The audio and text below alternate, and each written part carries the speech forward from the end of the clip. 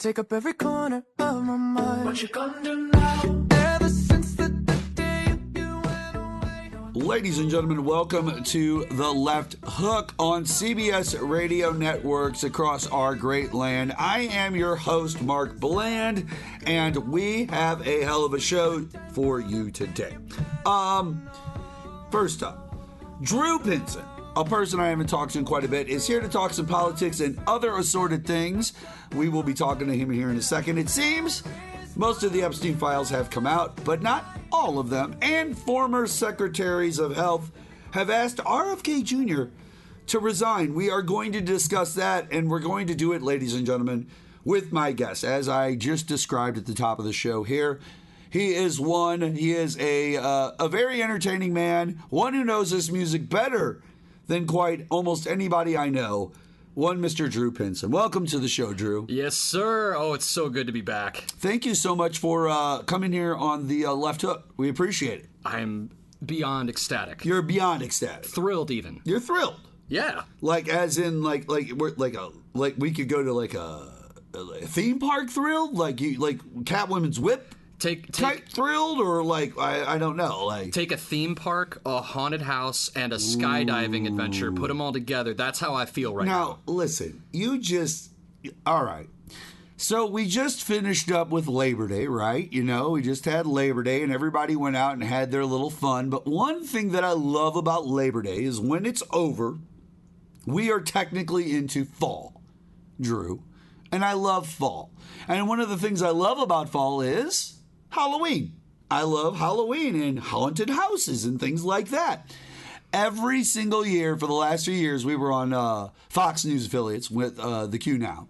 We're now doing the Left Hook on CBS radio stations.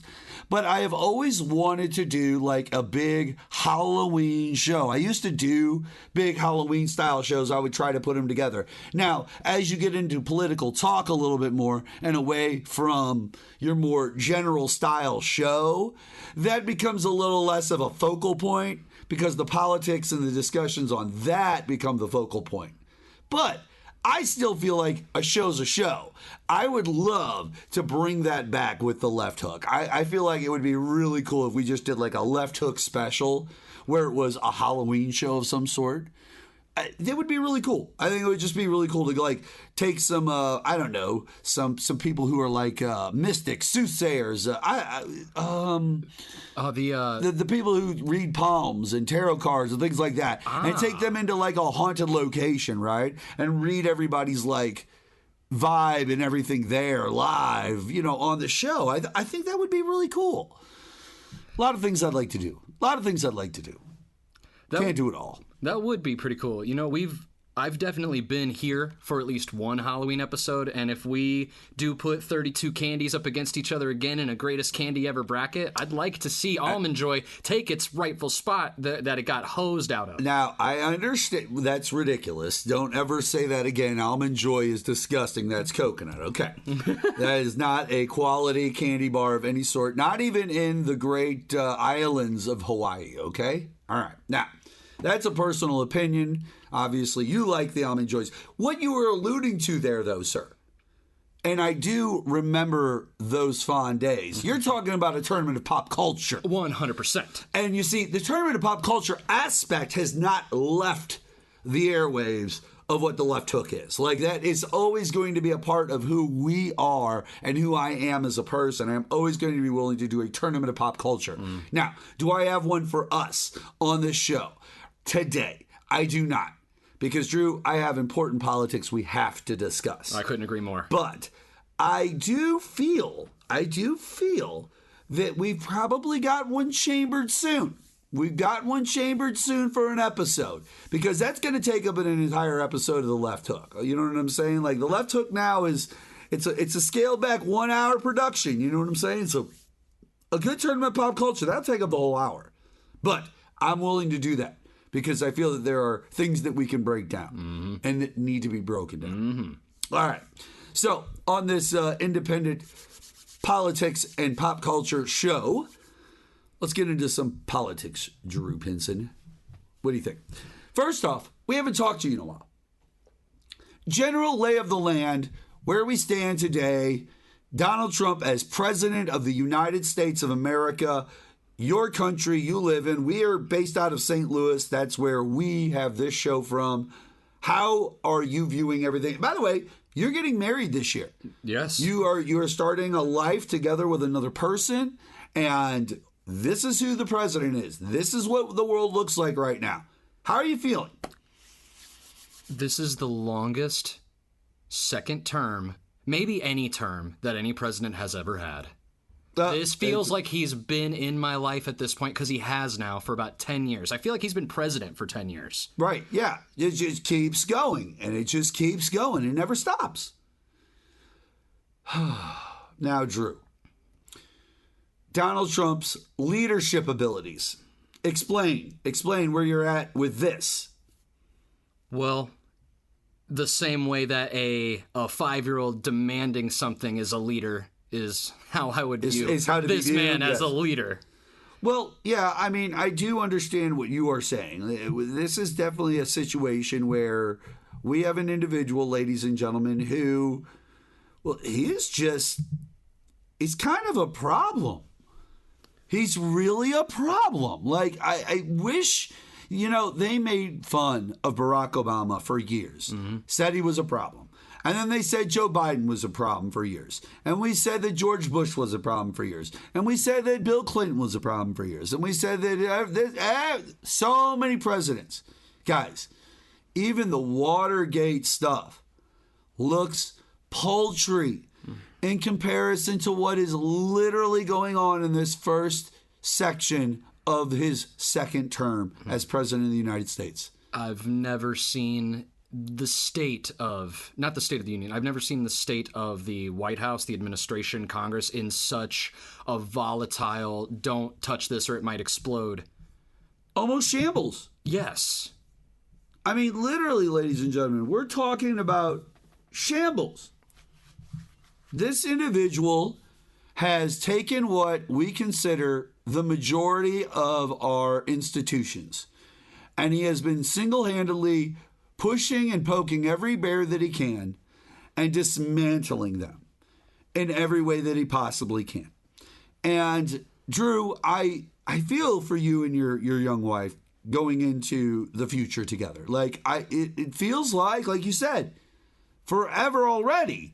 So it feels like things might not be as smooth as they could be with another person at the helm. I completely agree with that. I had brought something up to my fiance the other day, and I said, I feel like America as a whole has really not gotten to take a breath for about 24 years. Since about this month, 24 years ago.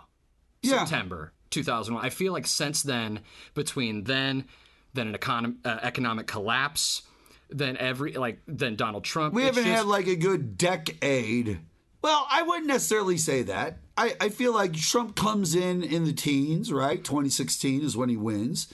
But I feel like that decade, there was a breath for some time there with Obama for that 8 years solid. You know what I'm saying? Like that decade kind of ran that way. And it continued on for a few years up until we get to the COVID years. COVID's the next big one. It's thing after thing. And I, just as somebody who has not gotten to enjoy pre 9/11 life, I would love for just a couple years to experience what my parents experienced of just living life. Just living life. Just regular middle 90s. Like, yeah, there's some cool tabloid stuff going on, but it isn't detrimental. Right. Yeah, exactly. But right now, everything that he's dismantling, that he's pushing, that he's changing. Dude, we got into a war with Iran.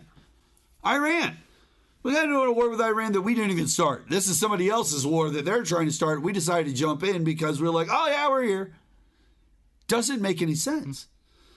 Right now, over 1,000 current and former Health and Human Services employees have demanded the resignation of Secretary of Health and Human Services, Robert F. Kennedy Jr., accusing his leadership of endangering public health, Drew. The letter sent to Kennedy and Congress follows the recent firings of CDC Director Susan Monterez by the Trump administration, prompting 4 other senior CDC officials to resign. That's crazy. Just reading that they're just like 4 leave. 4 other CDC officials.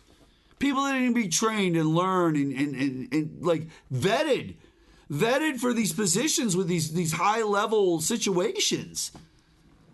They have to get clearances and stuff. Like, Monterez was ousted for resisting pressure to approve new vaccine restrictions.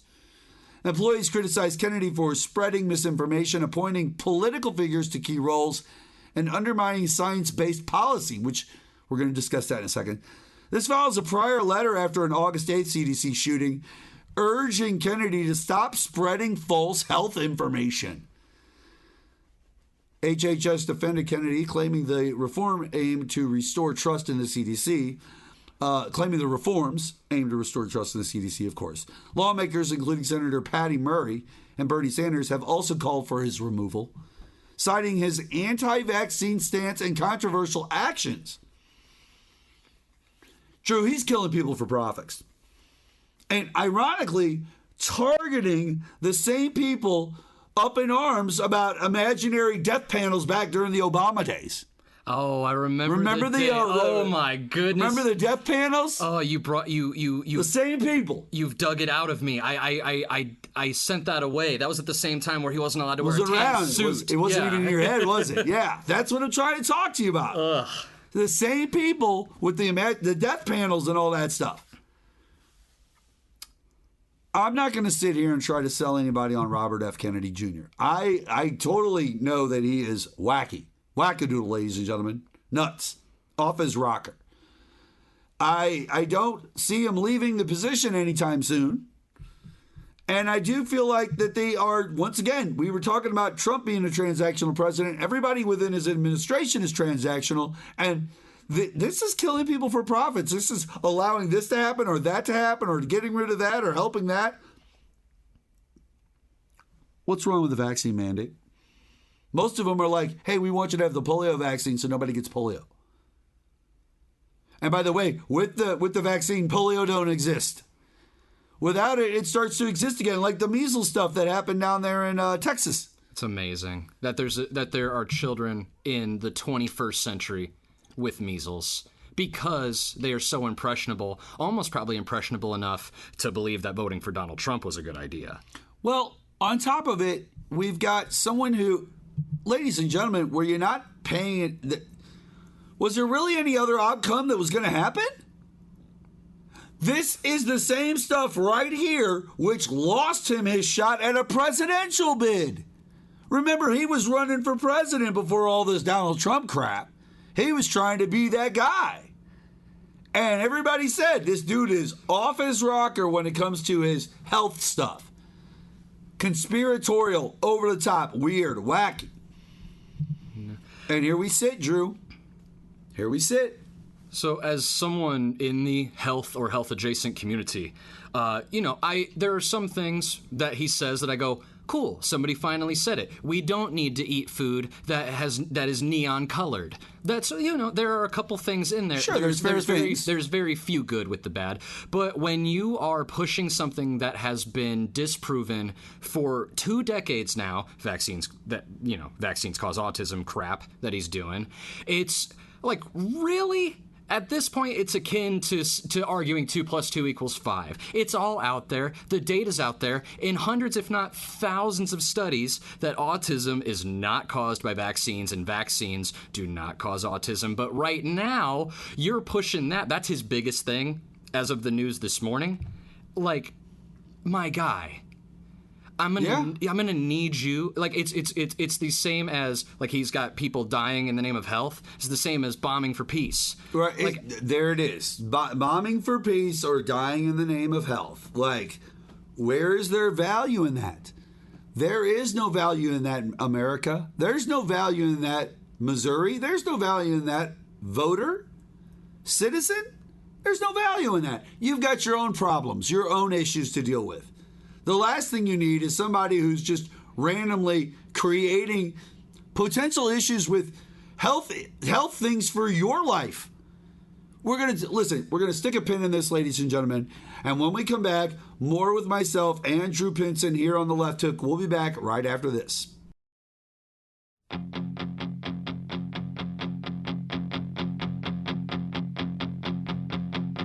She wants to dance and drink all night. Well, there's no one that can stop her. She's going till the house lights come up, her stomach spills onto the floor. This night is gonna end. Welcome back to The Left Hook with myself and Drew Pinson, hanging out here on KRLL as well as WIBH and CBS Radio affiliates throughout our Great Lane. Drew, we were talking a little bit about our friend Robert F. Kennedy Jr. and his problematic way that he approaches health services in the United States of America. And like you say, you agree. You know, you're a guy who's big into fitness, personal training, things like that. And because you have this background, you obviously would pay attention to those things. Certain things you said do, like, pique your interest. Same thing I've said with Donald Trump. Not every single thing Donald Trump has said or done I disagree with 100% to the hilt. I'll second that. Do I disagree with him 99% of the time? Yep. I'll second that as well. Do I think he's a piece of trash and should not be the president of the United States? Yep. But have I disagreed with every single thing that has come out of his mouth? No, there have been a thing or two here or there that I have agreed with. Now, once again, that's what Drew's saying here. Yeah, it's good that they're taking red dye, whatever, out of blah, blah, blah, blah, blah. Got it. Because that might not be something that we have to do, right? Other countries have already figured this out. They have great substitutes now. We can use those same substitutes. Everybody's happy, right? We just weren't doing it. But everything in the United States of America, to me, Drew, always comes back to, well, if it was being done that way in the first place for a reason, that reason would be because money was involved. Somebody's either paying for it to be that way or not be that way, right? It makes the world so go a red round. dye number, I brought up a red dye number 5, right? Could be something where we have, like I said, a substitute for it. But they'll pay just to keep red dye number 5 getting popped into whatever it is. Yeah. Because it gives it the right color for the marketing aspect of whatever it is that they're into. Yeah. I mean, think about that. Color is important. Color psychology in advertising in restaurants and food has actually always been very important. There's very rarely a restaurant or a drive-through place that does not have red incorporated in their logo. Red Sure. stimulates hunger. Like, that's why Long John Silver's ain't around. Yeah, that's fair. Also, I feel like this idea of, like I was talking about with the red dye number 5, you've got so many options out there that require marketing, okay? And that I was talking about, like, Skittles. Perfect example. I'm glad. Skittles, okay? Remember when they switched all the greens to green apple taste as opposed to lime? All the green colors in the Skittles used to be lime flavored. Then they switched them all to green apple. And they took the lime away. And they literally lost quite a bit of market share of what they were selling in comparison to when they had lime in there. Lime just worked better. When I'm talking about the red dye number 5, it's a certain color. It pops a certain spectrum, like you said. And if they went to a substitute that would dull that color or change it, it wouldn't look the same when you poured them out of the bag or whatever. Mm-hmm. Your mind wouldn't look at them the same way. The marketing loses its stimulus at that point. Mm-hmm. And that's important. That's why a company might, like a Nestle or somebody, might like pay to have certain things in certain ways because they need it to come off that way to keep making money for themselves. I understand that. But once again, we're back to the money is the reason that the problem exists in the first place anyway, whether RFK Jr. says it or not. Another person could say it too. They'll be just as right. So we got to get the money out of it all. But we can't, guys, because what does everything run on? Money. So the problem we created is from the stuff we created to barter with. We created our own problem by creating something to barter with. That's it. We are our own biggest enemy, ladies and gentlemen, as human beings. I'm sorry. I just, Drew, I didn't mean to drag you on here for some come to Jesus moment for all of us in society. But, like, guys, that's it. That's where I'm laying my stick at this point. This is going to be particularly hard. The reason that it's already been done in other countries is because other countries aren't filled with Americans. Fat Americans who need their stuff a certain way. They will swear to you up and down that the bowl of Fruit Loops that they pour that are now pastel colored instead of bright, vibrant neon colors, they will swear to you up and down it doesn't taste the same. It's not the same. These are the same people that threw up a fit when McDonald's went to vegetable oil instead of fat, and like it doesn't taste different. Shut up. Listen, I will be the first to state publicly that when I went down to Mexico for that all-inclusive resort, the chocolate flavoring of their ice cream did not taste like the chocolate flavoring of our ice cream. Their chocolate was a little off. It was still chocolate. I could tell it was chocolate.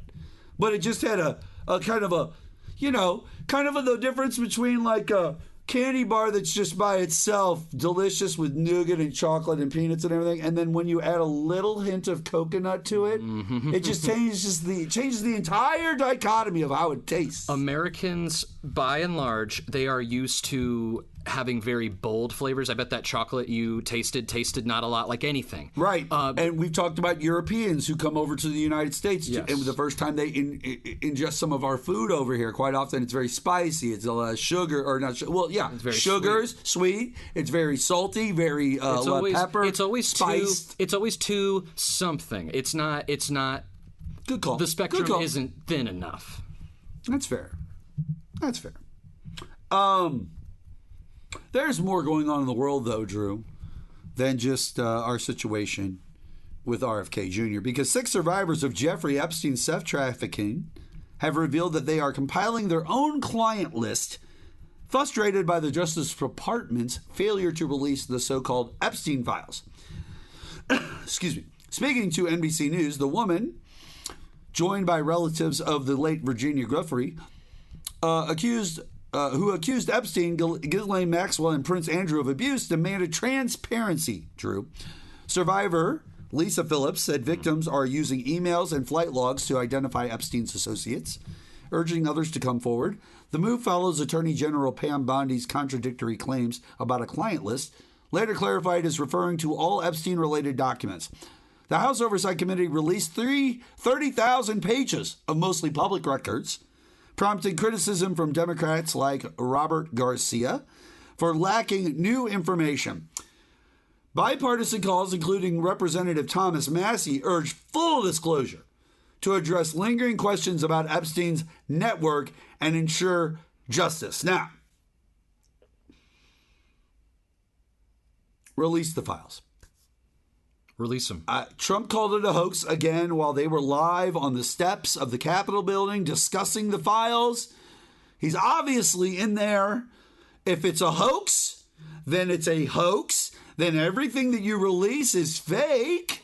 It's not real, Drew. So you can easily put it out and be like, see how the hoax is right there? It's not real. And Drew, you and me, the minute we see it and they point at it and say, that's a hoax, we're going to go, yeah, that's a hoax. You're right. Look, we can tell immediately. There it is. There's the hoax, Drew.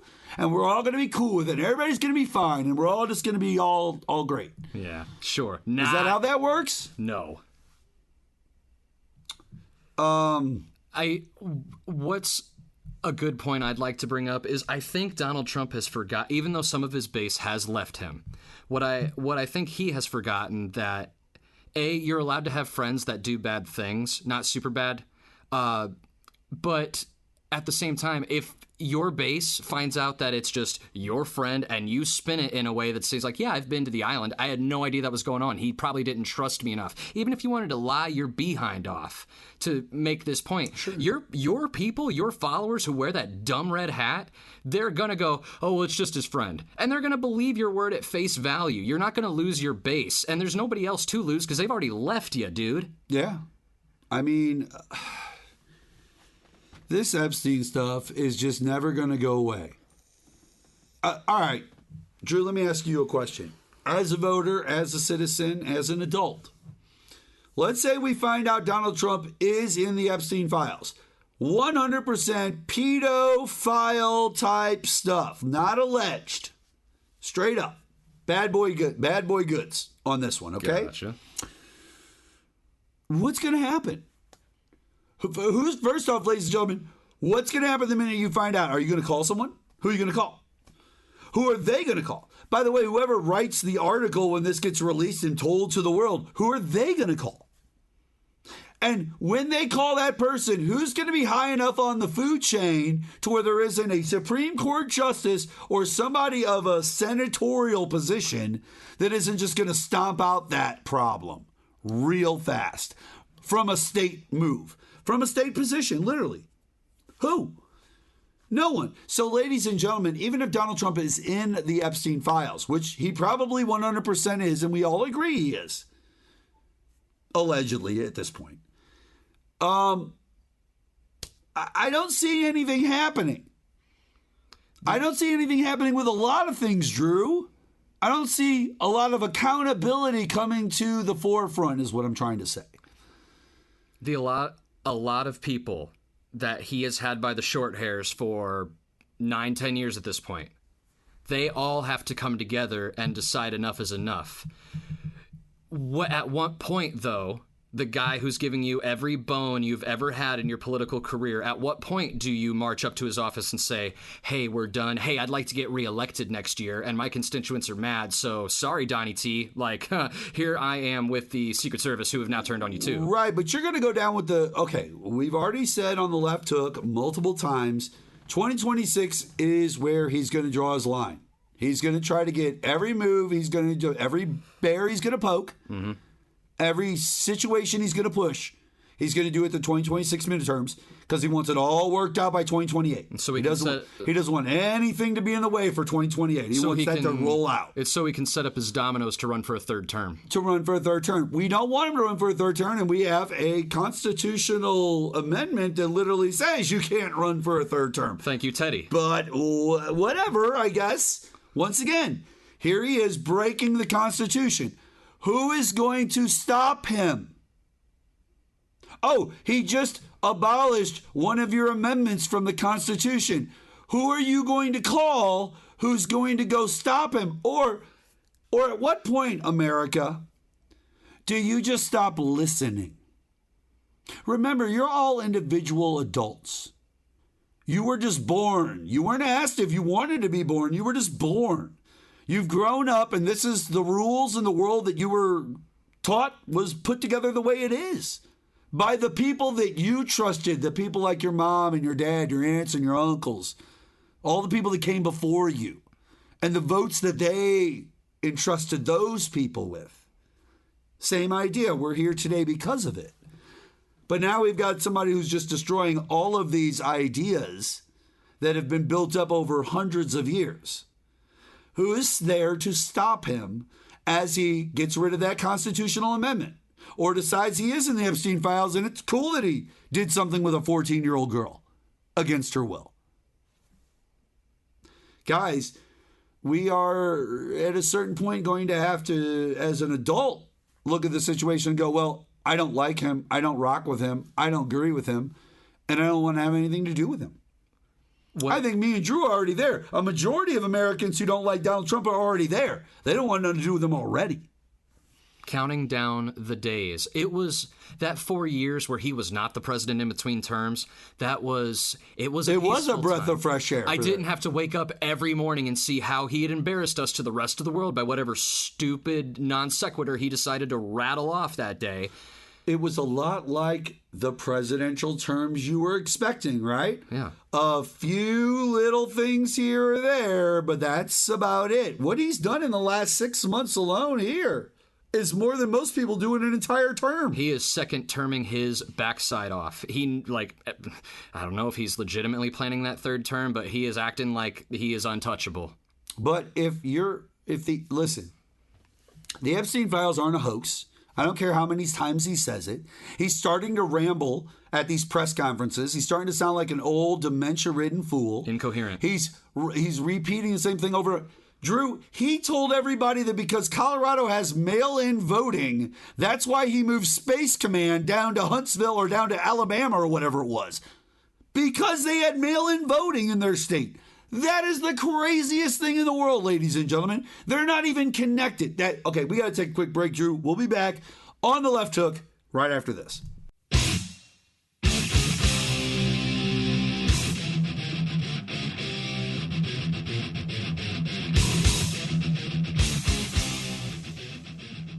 Welcome back to The Left Hook. Mark Bland, Drew Pinson, my guest on this show, hanging out with us here. And beautiful Saturday, Drew. Yeah, we've got football back, dude. Football is back. Dude, you're a sports fan, correct? I am. Wrestling. Well, hey, wrestling. By the way, can I talk to you real quick about a wrestling thing? Yes. I think that this is... Now, ladies and gentlemen, maybe you know, maybe you don't know. I have a career in professional wrestling, and I am in the St. Louis Independent Professional Wrestling Hall of Fame. I am what is referred to as a smart mark. Fair enough. And the reason I had a question was, all right, I don't talk a lot about AEW or WWE or any of the big organizations too often. And this is the perfect place to discuss this because I just want to hear your opinion. Okay. Now, over the last few years, WWE has been making these deals with all these different networks and groups, right? Everybody thought everything was switching over to Netflix. It wasn't. It was just Raw was going to be on Netflix. Then they couldn't find the Raws whenever they were over with. And then half of it's on Peacock and half of it's here. Now they're going to deal with ESPN, and it's going to be all this and all that. Too much. It's too much. It's too much. But because of all that stuff happening, other players are making moves too. And AEW is one of those companies that has made a move. They're going to be on HBO Max now, but that's not why I wanted to ask you. You see, they're going to move to HBO Max, which would be, right? Hey, you got to pay to have HBO Max. But that's not where it stops, Drew. No, you still have to pay the pay-per-view rate on HBO Max. Why do I need HBO Max? To watch Dynamite. Why do I need HBO Max? Take it direct to consumer. It's just internet streaming. Whether it's on my phone, on my laptop, it's internet streaming. Take it direct to consumer. Why HBO Max at all? I'm not going to act like Shad Khan doesn't Why have make that money. me pay $15.99 a month just to have HBO Max to turn around to pay $30 for your pay-per-view? No, just charge me $30 for your pay-per-view and take it direct to consumer. IWTV does it all the time for low-end stuff. You guys could easily do it. You have the production equipment and the trucks and everything. You know how to hook it all up. Mm-hmm. It's just a stream. You could set up... Listen, Drew, did WWE not have their own network for quite a few years? A solo independent network that they controlled and ran? Yes, it was called the WWE Network. Rest in peace. And by the way, it was an app you could get on your phone, your laptop, your whatever. Mm-hmm. If you wanted to log in, you could watch any of the WrestleManias, any of the Raws, any of the whatevers. Old shows, new shows, ECW, all of it. WCW. Right. Why can't you do that, AEW? That would be smarter money spent, in my opinion. I would rather you spend money, a little bit of money, and create the backbone to that, and then bring those pay-per-views to me for $20 straight up, as opposed to making me pay $15 to HBO and then another $30 on top of it for your pay-per-view. Do you see what I'm saying? Not worth it to me. Because WWE's got it on lock. If I pay for Peacock, I get WrestleMania. Mm-hmm. Now I've just worked your... Listen, you're all in. You're all out. You're whatever. You're not WrestleMania. I'm sorry. I'm not trying to be disrespectful to AEW or their talent. But it's not the same. You try to, we sold out Wembley Stadium. Dude, WWE will sell out Wembley Stadium 2 nights in a row whenever they want. No, yeah. Whenever they want. With Randy Orton. So, just a few years ago before COVID, I watched the WWE Championship change hands from AJ Styles to Daniel Bryan. I was at Enterprise Center in St. Louis, Missouri. Okay. And do you know how many other people were there? 2,500 people. Half of the lower bowl was tarped. The entire upper bowl was tarped. Now, I will tell you... And this was for what show? This was the go-home show for Survivor Series. This was SmackDown. And this was how long ago? 2018, 19. Okay, 2018, 2019, all right. So what I will tell you about AEW is that the reason for its existence, all of those fans in there, aside from maybe the younger people, they are disenfranchised. They were done trying to pretend like they cared about a wrestling show that was marketed to 7-year-olds. I'm talking about the physical backbone of how they do their business. Well, I'm not literally talking about the value of that. So I'm making my way into that.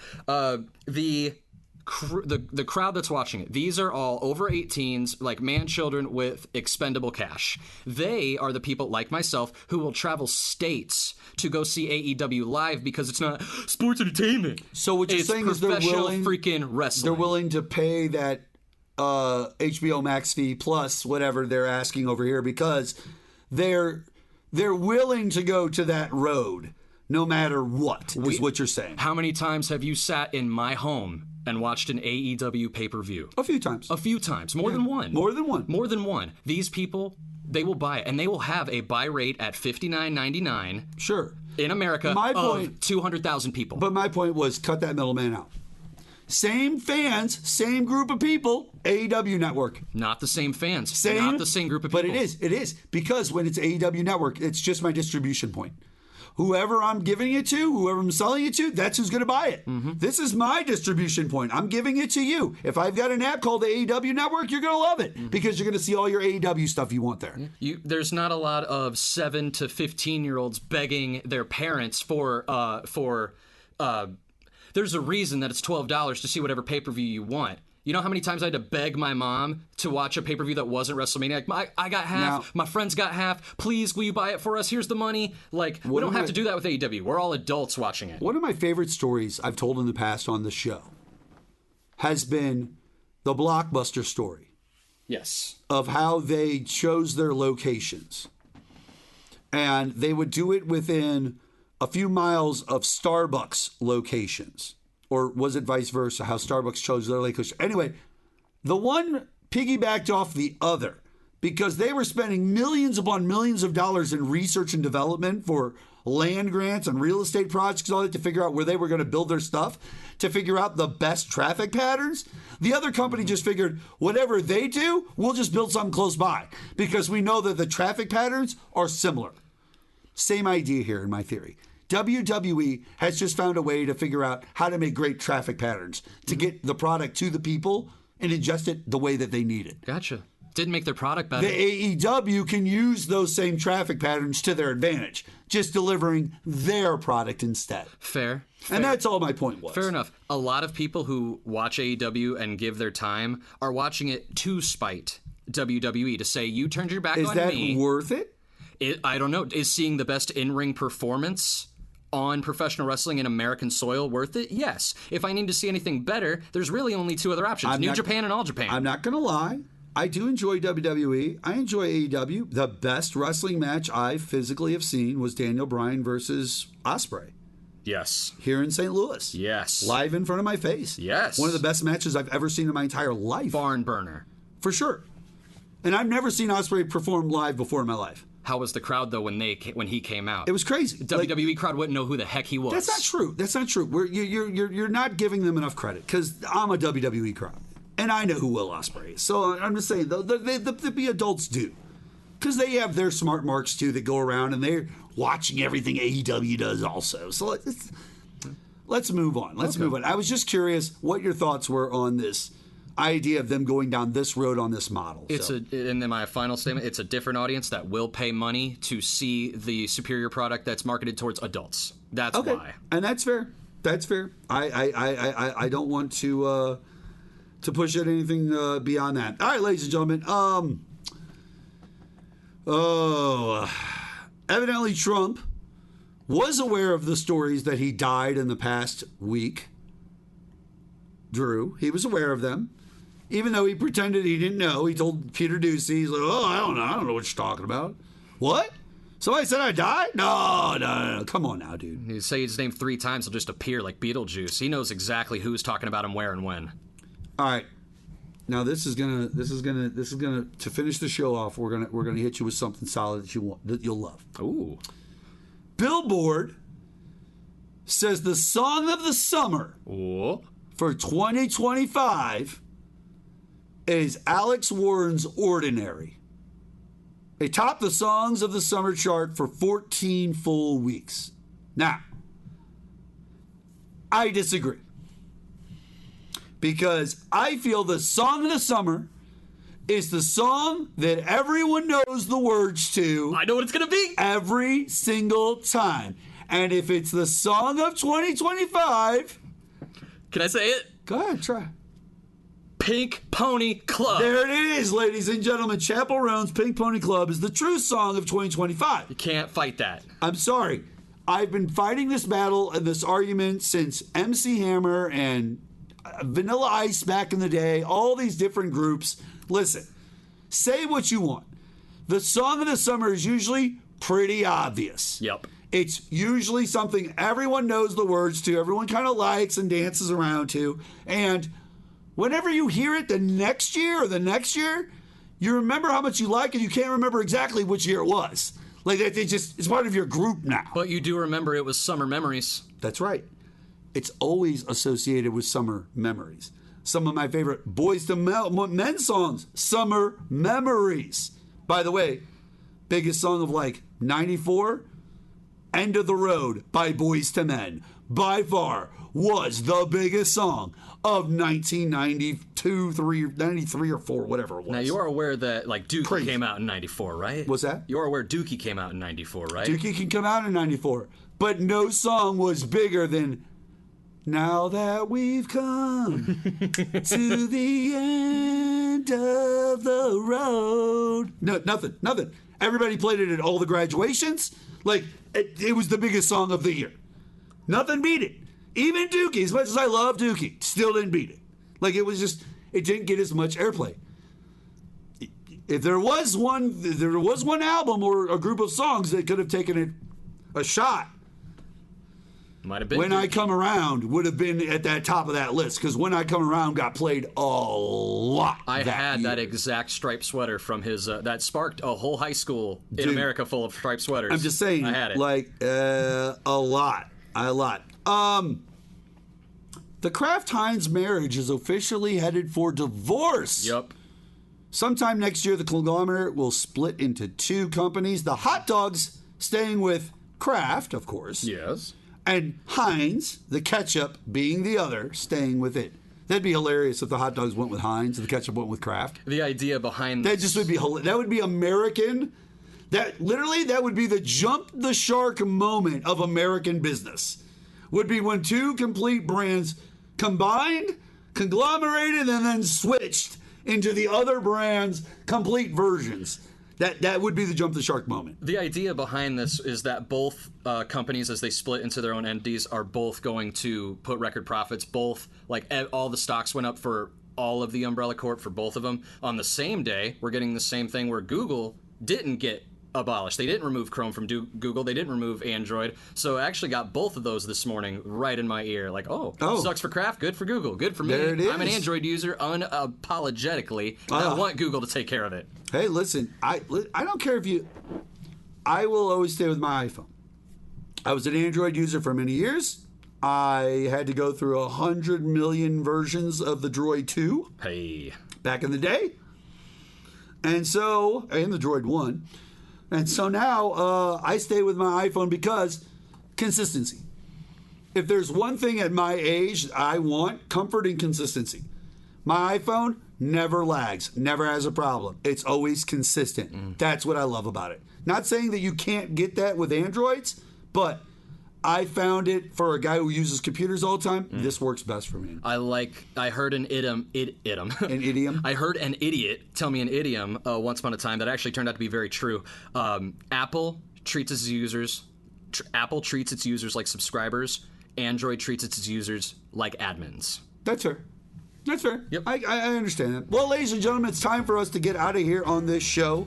You can follow me at Mark Bland on Twitter.